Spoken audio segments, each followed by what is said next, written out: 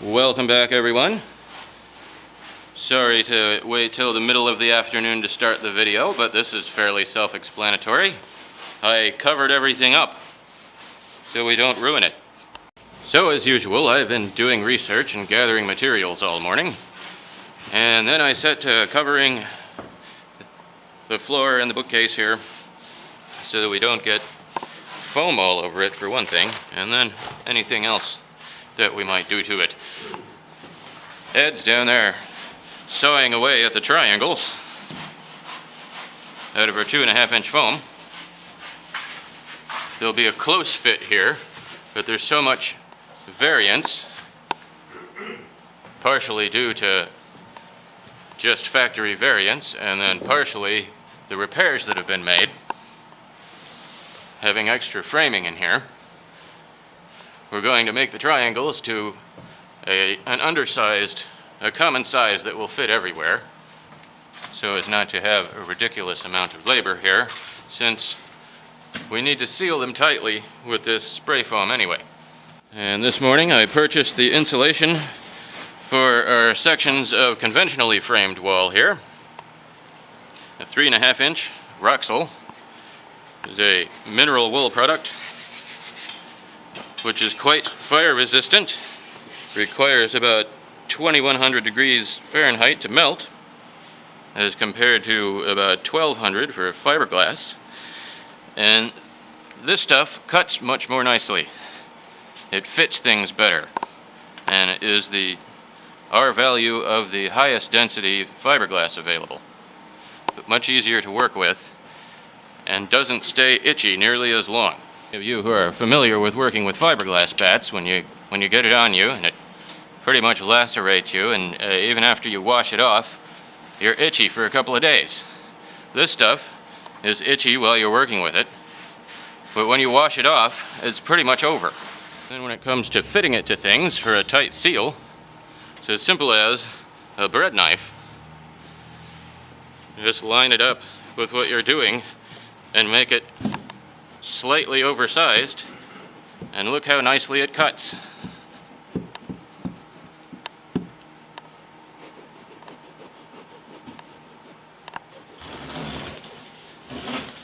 And it's pretty easy to maintain a straight line free-handed.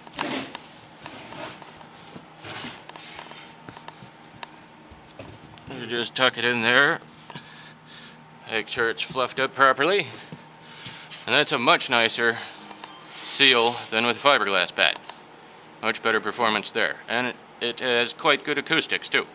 And this morning I talked to a person from Schneider Electric, who owns Square D now, the manufacturers of this original panel, who determined that it was a 100 amp fuse panel. So the direction I'm leaning now is I think we can find original fuse guts for this and reuse it in some fashion.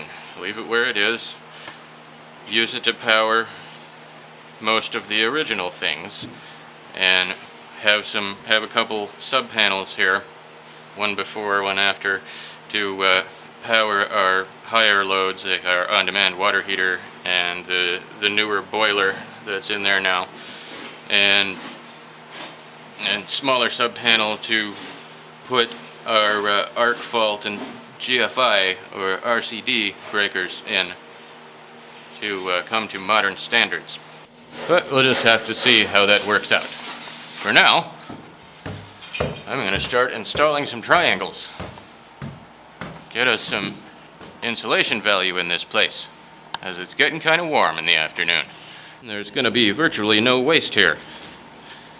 These small pieces here are going to be the small pieces up there in the centers of things.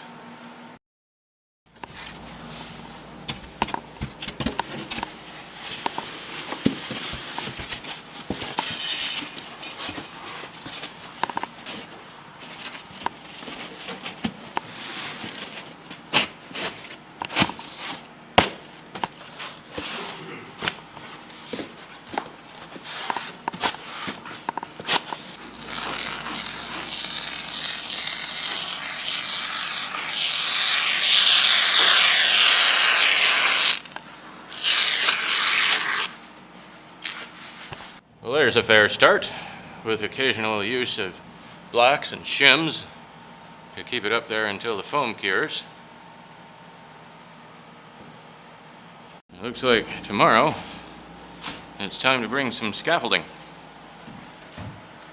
Can't reach that. Or at least we made a mess. Our project is gaining momentum. We should have a fair bit of insulation in here tomorrow. We've already got some triangles to work with.